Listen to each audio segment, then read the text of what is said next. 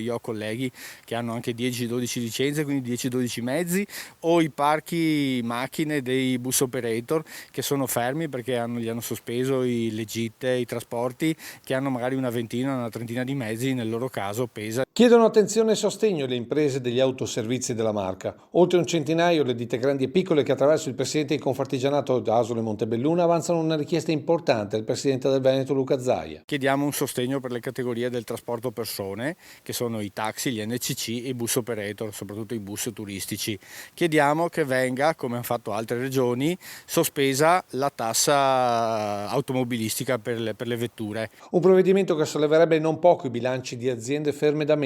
Se noi andiamo a vedere i cali di fatturato delle nostre aziende, vanno dal 70 all'80%.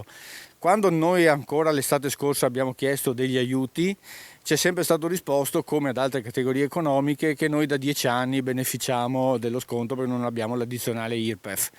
Questo è forse un ragionamento che va bene in generale, ma non credo che tutte le aziende, tutti i settori, tutti i comparti produttivi abbiano avuto cali del 70 all'80%. Un provvedimento peraltro già applicato dalle regioni confinanti. La Lombardia ha sospeso, non rinviato il pagamento del bollo auto, e in più fine anno ha elargito un contributo di 1.500 euro per la nostra categoria, minimo dei 1.500 ai 2.500.